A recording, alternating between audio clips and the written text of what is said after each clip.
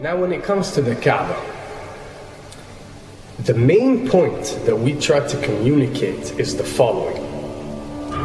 In Islam or in the Quran, God teaches that if all mankind and if all the jinn combine to sin and move away from God, then God doesn't lose one atom's worth of His kingdom.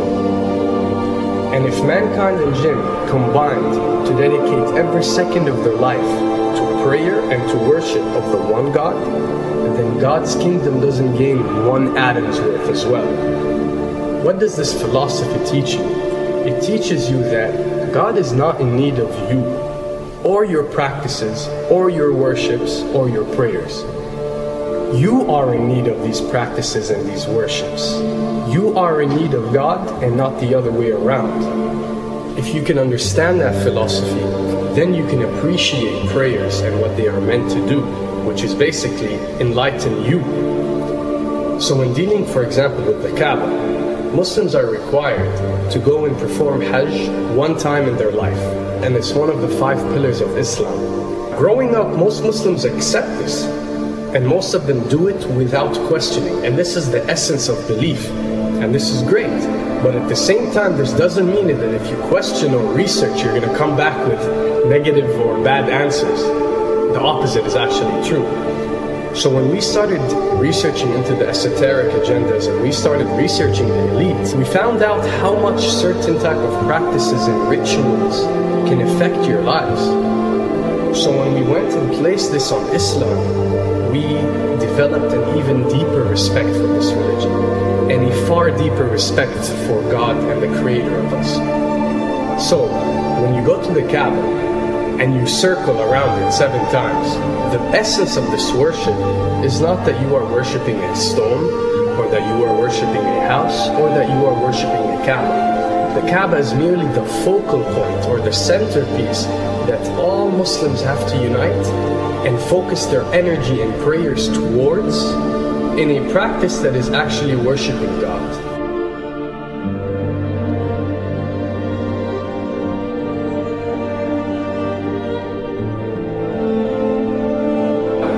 Now, going in circles counterclockwise does not break you away from time and space. But the fact that the energy of the Kaaba is the strongest energy on earth and it flows counterclockwise, by you flowing in correlation with this energy, you are uplifting yourself. You are reaching spiritual levels that you rarely do experience anywhere else on earth. And the fact that you got to do it 7 times, and we are taught that there are 7 skies or 7 samawat or 7 spiritual planes, then one can discover that each circle breaks you through a spiritual plane spiritually, so you can reach the ultimate state of wisdom and spirituality. Does this mean that only Muslims can reach this level? Does this mean that if you're not Muslim you give up or you reject this information? Not at all. In essence, any one of you, regardless of what your faith is, if you are dedicating your worship and your journey to the one and only Creator and not anything created, then you are on a righteous path.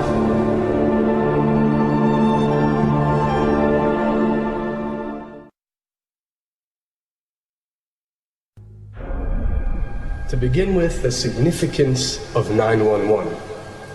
What you have to understand, and what we are trying to explain, is that when dealing with extra dimensions, or when dealing with beings from extra dimensions like jinn, for example, or when dealing with the Illuminati, or the elite, or people that follow a certain type of esoteric agendas, although me and you communicate through words and letters, they have chosen a different type of language. And this is a cross-boundary type of language. This is a language that goes across the boundaries, understood by all. And this is the language of numbers and shapes.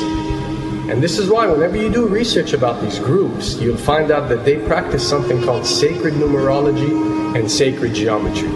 What does this mean? It means that each number is given a meaning. Each shape is given a meaning. A meaning is communicated whenever a shape is presented or a number is presented by these specific groups.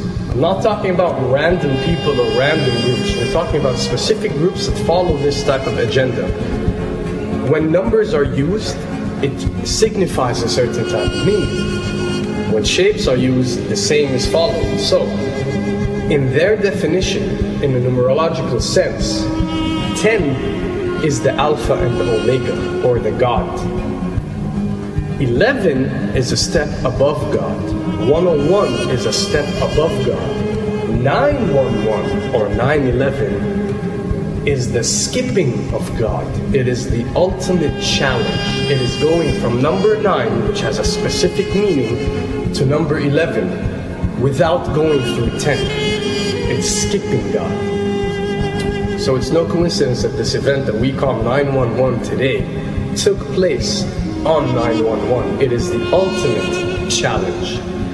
So now that we understood what 911 means, what other practice do we do that deals with 911? Calling a number whenever you are in an emergency.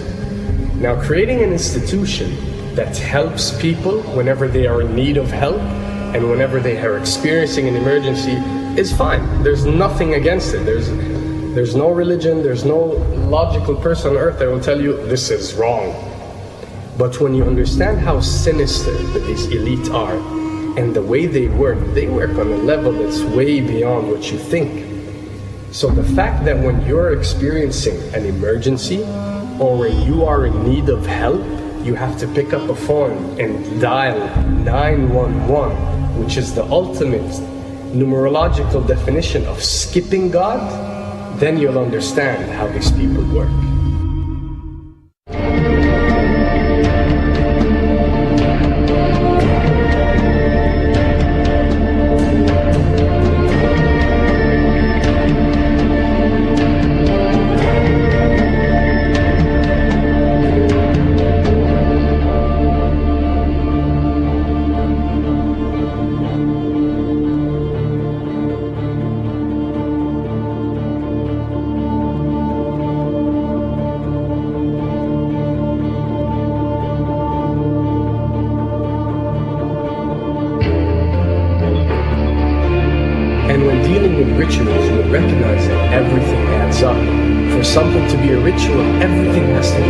Everything has to be perfect.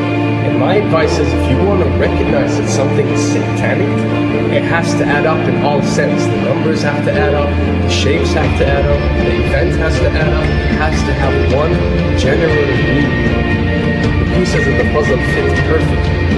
That's when you recognize when something is ritualistic or satanic.